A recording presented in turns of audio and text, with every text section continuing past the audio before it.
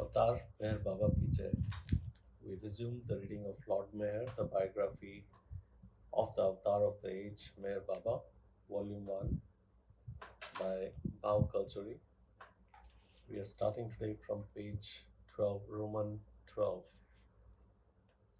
The value. You ask what I think is the value of written account of God's life on earth as Avatar. I'm tempted to answer in a single line borrowed from the song of Saint Mirabai, the great lover of Lord Krishna. Only the jeweler can assess the value of a true gem.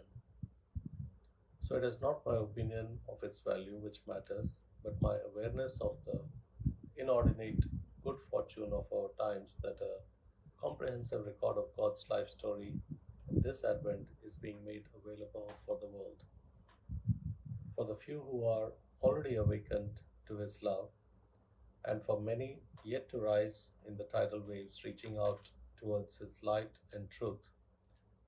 For it is He who commanded Bhaukalchari to take up this task of compiling his story, now being released in the volumes of Lord Meher. And what value shall we place on this gift? It is given to each reader's destiny to do so in accordance with his or her receptivity and acceptance of Meher Baba as God incarnate.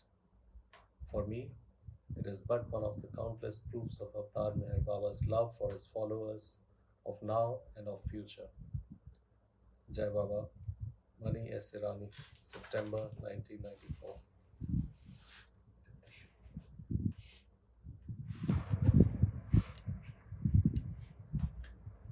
Perfect Masters.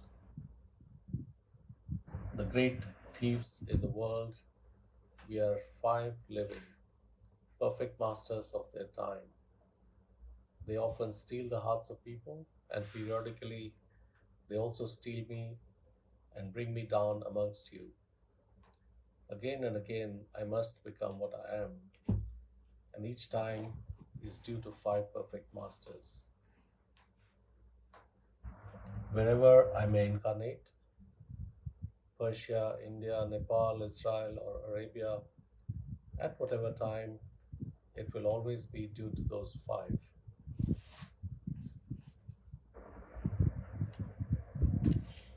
I never come of my own wish. It is always the five perfect masters who bring me down into human form. In each avataric period, those five hold the key to all of creation, which contains an infinite number of universes. Man can become God, and men who become God can become perfect masters. It is because of the five perfect masters that I appear on earth as a man. They fetch me down, and I experience myself as everything, and so I tell you that I am God, I am everything. The state of God realization, infinite knowledge, power, and bliss cannot be described. It can only be known to those who achieve the supreme experience of the conscious state of God. God realization is beyond the domain of the mind. The five perfect masters are the five persons of their age who not only become God, but after achieving God realization, also come down to the ordinary normal consciousness of man. Thus, they possess simultaneously God consciousness plus mental, subtle, and gross consciousness. The world is never without the five persons who are God conscious, who are perfect masters. In spite of appearing as five different persons, they are and always remain one God, as each one has exactly the same supreme experience of God consciousness. Nevertheless, in extreme relation with the world, each shows a different personality, with his or her own characteristic traits, tastes, nature, habits, and ways of dealing with people. All the five perfect masters, Babajan, Narayan Maharaj, Tajuddin Baba, Sai Baba, Upasni Maharaj, put together me, the avatar. All five of these perfect masters have brought me down, and all that I have become is due to these five. I am made of all the attributes of the five of these masters, and my avataric state comprises the five states of these five perfect masters. Therefore, the qualities of all five are in me. Meher Baba, 1954. Dedication, my beloved. The story of your divine game by my broken pen is being dedicated with falling tears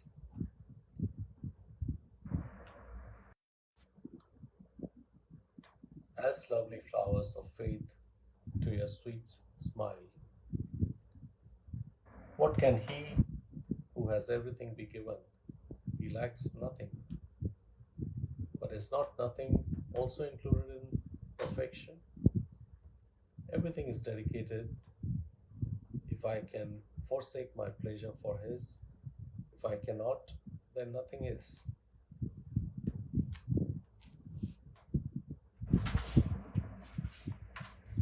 Age is shedding tears. Darkness, darkness, darkness is spreading in all directions.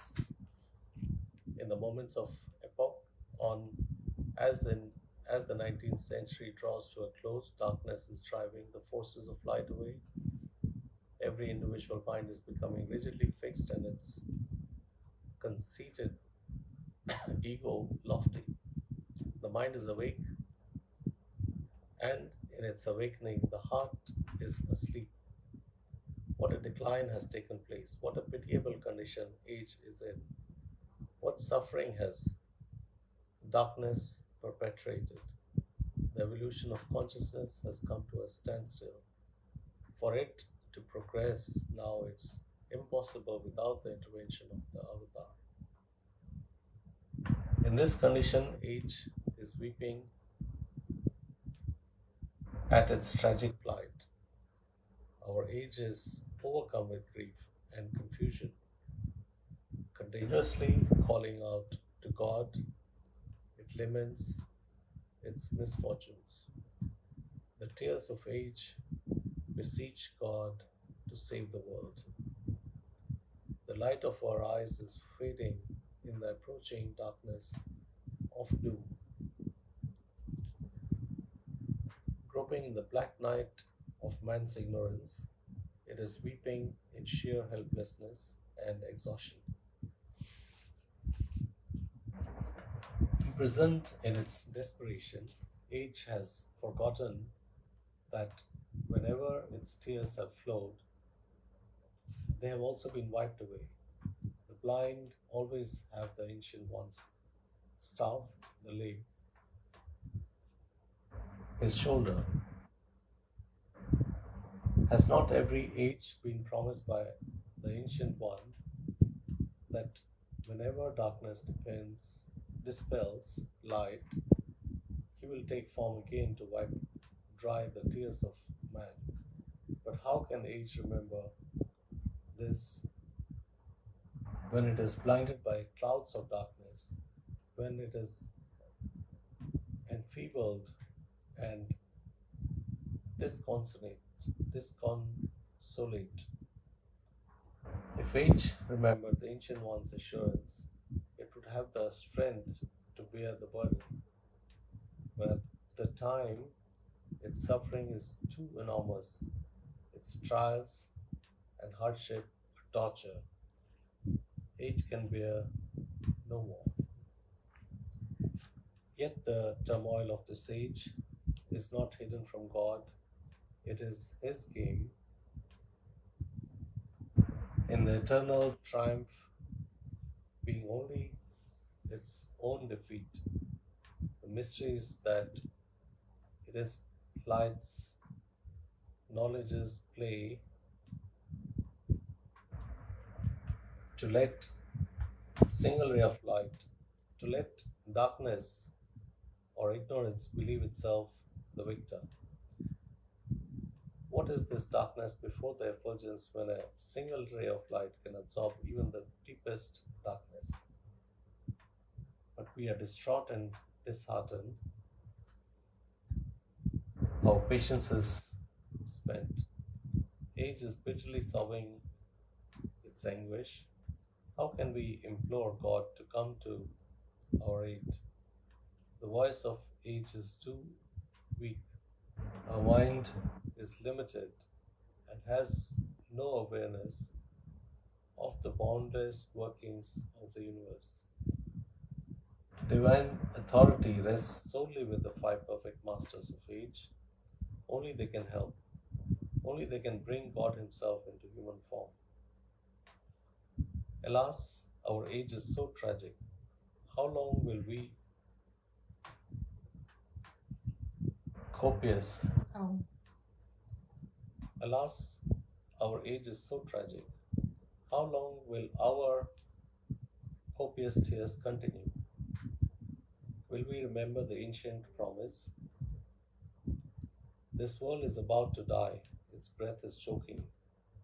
Man has given us hope. O age, do not weep. The divine voice begins to speak. The world is sleeping, and to awaken it, the awakener has again incarnated. The noise of the world is loud, and to silence it, the awakener will observe silence. Every mind is working at a great speed, and to annihilate all minds to some degree. The awakener will become a seeker. Humanity will be shown the path of love. Be patient, do not ponder, be patient, do not despair. The Ancient One's intervention is about to begin. The flow of ages' tears slows. It ponders what it has heard, and its heart speaks. The Ancient One, the Awakener, can it be true? So many centuries have passed. can fortunate Can fortunate fortune. can fortune be so great? Our age begins to look over the earth, seeking the source of that divine message. It finds the five perfect masters. Despite its happiness, age begins to doubt the news, wondering how the ancient one can take birth in the world at this time. After deep thought, it is again disheartened and confounded.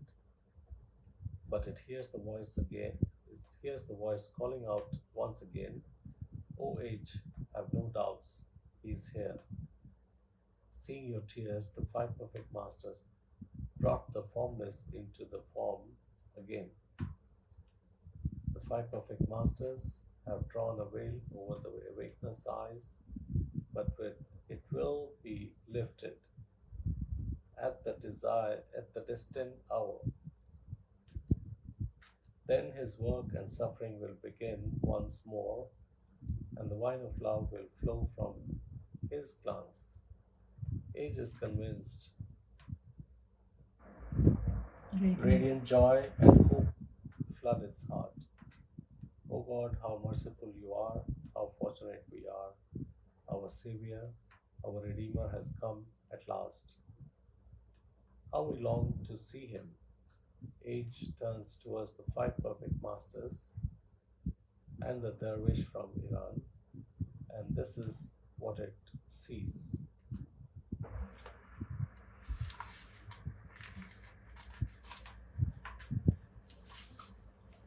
Hazrat Babajan, the Emperor. Hazrat Babajan, early 1900s. It is I who have created all. I am the source of everything in creation.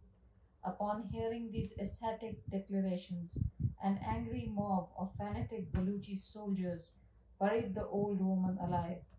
Over 10 years later, when some of these same soldiers happened to be in Pune, to their utter amazement, they saw the same old woman, Hazrat Babajan, giving her blessings to a group of devotees. Realizing this terrible mistake, the soldiers approached Babajan and begged for her forgiveness. Placing their heads at her feet in reverence, Babajan's nature was regal. It angered her if anyone addressed her as mother. The old woman would vehemently protest. Do not call me mother, you fool. I am not a woman, I am a man. For after attaining the highest spiritual state possible for a human being, the state of Kutub or the perfect master, Prakriti became subservient to her. Thus, this woman, known as Hazrat Babajan, became a perfect man. Hazrat Babajan's given name was Gul Rukh. The girl was born to a royal Muslim family of Baluchistan in northern India between 1790 and 1800. The girl's name truly befitted her. Gulrukh meant like a rose, or with cheeks like roses. Her physical appearance was beautiful, and her inner spirit was like a rose whose fragrance and beauty never faded. Gulrukh retained this delicate beauty throughout her life, and as Babajan, people were attracted to her wherever she went. Gulrukh was raised as a rich, noble princess. No material expense was spared in giving her the training and education appropriate to her royal position. The girl was bright and intelligent, and as a child learned the whole Quran by heart, becoming known as Hafiza Quran at the young age. She also became fluent in several languages, including Arabic, Persian, Pashto, Urdu, and even English. Spiritually inclined for from childhood, Gulrukh spent some of her time in solitude, reciting the prayers she learned from Quran or in silent meditation. When her childhood companions came to her house to play, they were disappointed to find that she preferred a quiet room to their games, and they sorely missed her.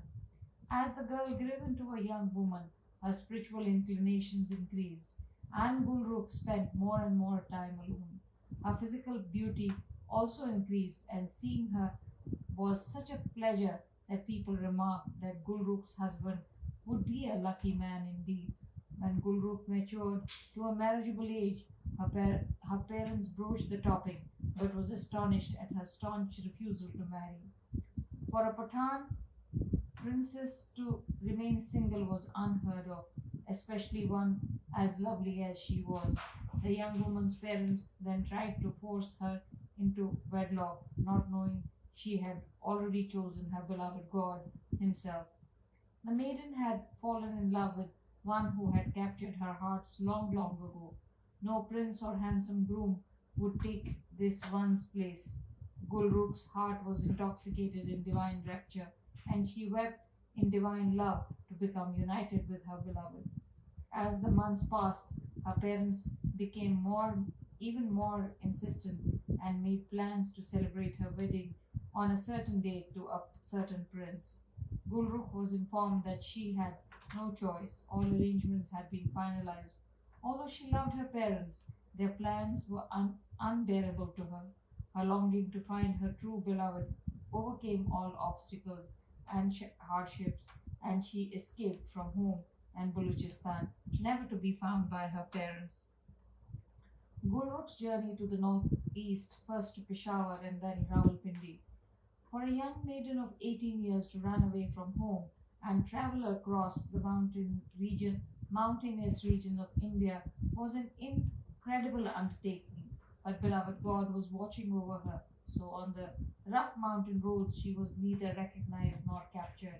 While traveling, the young maiden wore the traditional Muslim veil, but how long could her beloved keep his loved one veiled? The beloved was starting the necessary preparation to remove the veil of duality and transform her into the existing one. Gulrukh's heart was burning with the fire of divine love, suffering the terrible pangs of separation from God, and the state of fiery restlessness made her oblivious to hunger, thirst, and sleep. The young princess had now become homeless in this world. Day and night she roamed the streets of Rawalpindi, absorbed in divine madness for beloved God, a wayfarer. Now this constant restless was her only rest. Who knows how many lifetimes of severe penance and austerities had created this spiritual longing in her? It is said that she had been the famous Rabia al Adwaya of Basra, Iraq, in a previous incarnation, the woman saint who was exceptional in her beauty and grace.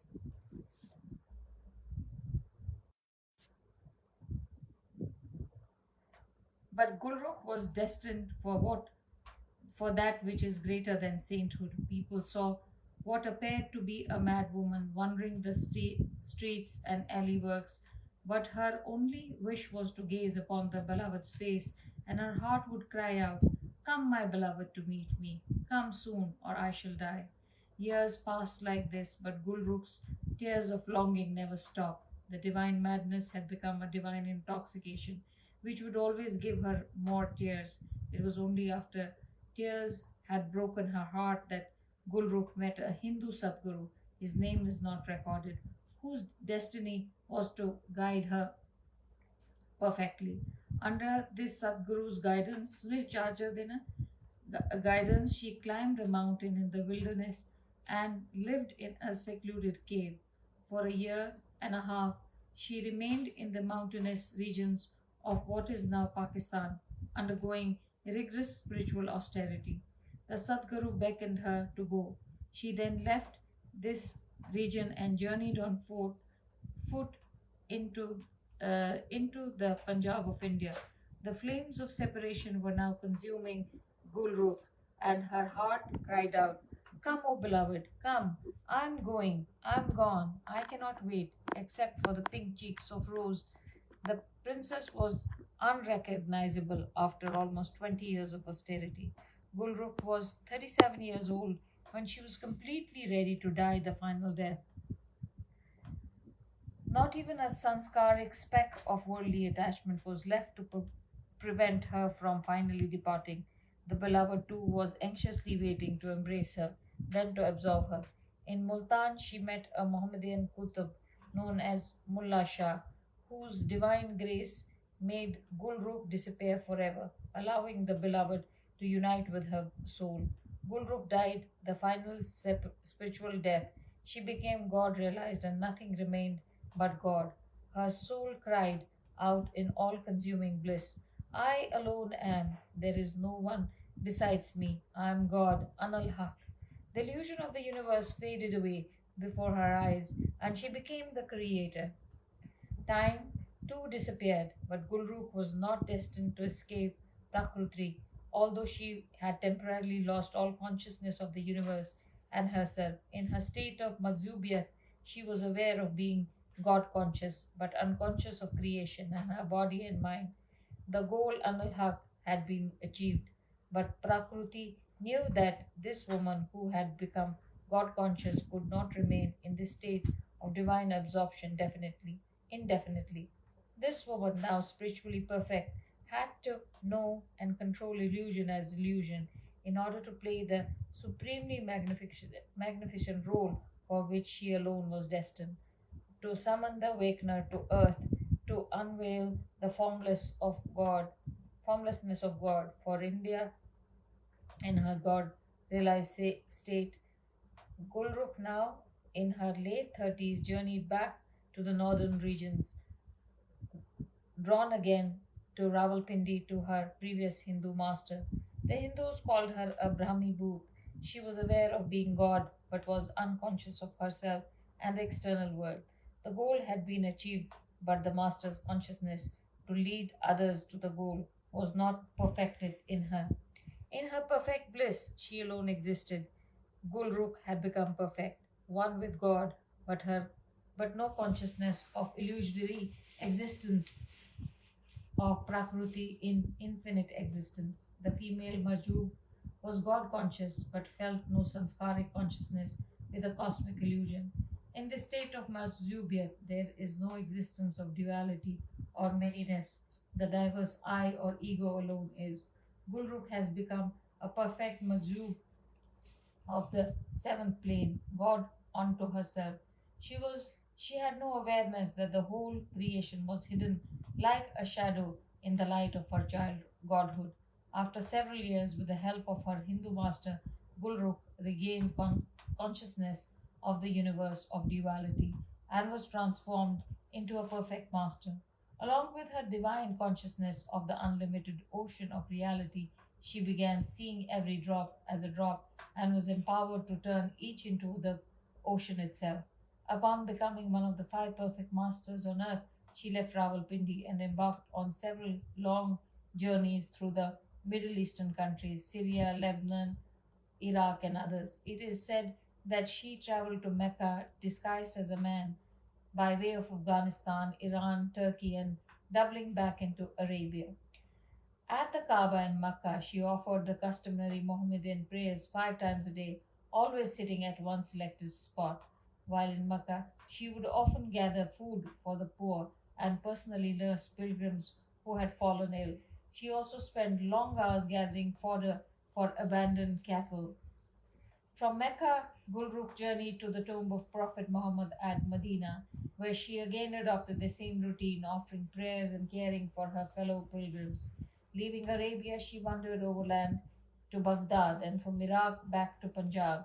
In India, she traveled south to Nasik and established herself in Panchavati, an area known by Hindus to be sanctified by Lord Rama. To the local people, her spiritual manliness was apparent. The power of her glance overshadowed her feminine body and attire. From Nasik, Gulrukh went further south to Bombay, where she stayed for several months. After finishing her spiritual work there, she returned to the Punjab and spent several years wandering throughout northern India. During this period, while in Rawalpindi, she was in a glorious, spiritually intoxicated state of ecstasy and declared in the presence of a group of Mohammedans that she had divine authority. It is I who created the universe. I am the creator of everything. She Such wild declarations caused a group of Buluchi soldiers to become furious fanatics. The soldiers had no idea that she, whom they considered insane, was actually conscious of being God. They attacked her and held her by force while some dug a pit. Then they buried her alive. These soldiers were extremely proud of themselves, for they considered her utterances blasphemy against holy Islam. By killing the mad woman, they believed they would be spiritually rewarded. They had safeguarded Islam's sacred truth. Having saved the Mohammedan religion from her blasphemy, these fanatics left her grave, revealing in their wicked deed. The soldiers had carved a special niche for themselves in paradise by killing this kafir, infidel, or hackpit. In spite of being left to die in a nameless grave, Gulrukh did not die. It is not known how she survived this ordeal, but around 1900 she managed to return safely to Bombay, over 1,000 miles south, where she lived on the sidewalks of a street called Chuna Bhatti near Sion, Bombay. When these same soldiers saw Babajan live in Pune years later, however, their pride and ill formed conceptions were completely shattered. They they understood that it was not Babajan who was the unbeliever, but they themselves. They were overcome with repentance for their horrible deed and fell at her feet seeking forgiveness. Some of these same soldiers became her devotees and served as bodyguards. Gradually, Gulrukh's fame spread, and many believed her to be a Qutub. The Mohammedans began referring to her as Hazrat, meaning Your Highness, and began worshipping her as a person who was one with God, Babajan. Babajan was seen in Bombay again around 1901. She wondered particularly about the Faidonic locality. Occasionally, she would not meet the Saint Maulana Sahib of Bandra and with Saint Abdul Rahman of Dongri. It was glorious to see the ancient, how happy the ancient woman was in their company, and she would lovingly address them as her children. These two saints became part of her circle of disciples, and later she was to bestow God realization upon them, both of them. In fact, Abdul Rahman became a Qutub by her grace. In April 1903, Babajan sailed from Bombay onto the ship SS Haidari on her second pilgrimage to Mecca. Although every moment Babajan was absorbed in her blissful state aboard ship, she acted quite normal. She would One unusual incident occurred during this voyage. It started raining heavily, and a terrible storm rose. One unusual incident occurred during his voyage. It started raining heavily, and a terrible storm rose. All were terrified, and people panicked. Convinced the ship would sink, Babajan appeared on the deck, unmindful of the danger. In an unusually loud voice, she shouted to one of the passengers named Noma Pankiwala, wrap a kerchief around your throat to form a bag and approach every passenger, including the children and Europeans, and collect 1 paisa from each. Then have them besiege God with their prayer. Say, "O God, save our ship from this storm. On reaching Medina, in the name of your beloved Prophet, we will offer food to the poor." Immediately, the man Noma collected 1 paisa penny from every person, and all fervently repeated what Babajan had commanded. Gradually, the storm subsided, and miraculously, they escaped what appeared to be certain death. Upon arriving in Mecca, word of the miraculous rescue spread, and a great multitude gathered to be personally blessed by Babajan. At the Kaaba, Babajan resumed the role of an ordinary pilgrim, performing prayers 5 times a day at the shrine. But after a few days, she journeyed north of Medina. There is the name of Muhammad, the Prophet of all merciful. She distributed grain to the poor. About 1904, Baba Jayan returned to Bombay and soon afterward proceeded to Ajmer in northern India to pay homage to the tomb of Sufi Qutub Irshad, Manal Muinuddin Chishti, who established Islam in India. From Ajmer, she returned to Bombay and soon after traveled west to Pune, where her beloved son was a growing child. When her, with her arrival in Pune, Babajan's days of traveling came to an end. She settled in Pune permanently to fulfill her spiritual duty to unveil Meherwan as the Avatar. When she first lived in Pune, Babajan could not remain in any fixed place. She would wander in the cantonment area or roam about the city and frequent even the filthy slums. Although her clothes were ragged and soiled, her beauty and the glow of her face attracted many people to her. She had been a princess. Now her true majesty was unmistakable. It was that of an emperor.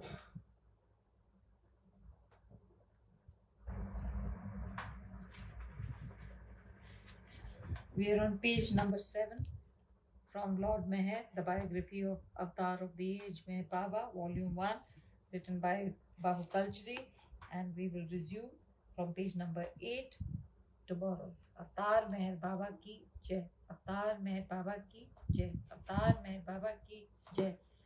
Baba मैं चरणन छोड़ न जाऊं, मेहर में चरणन छोड़ न जाऊं, जहाँ में तुमको सुख लागत है, जहाँ में तुमको सुख लागत है, वहाँ बिन कछु नहीं चाहूं, वहाँ बिन कछु नहीं चाहो, बाबा मैं चरणन छोड़ न जाऊं, मेहर में चरणन छोड़ न जाऊं, दाता मैं चरणन छोड़ न जाऊं, तुम जैसे राखो वैसे रहूं मैं, तुम जैसे राखो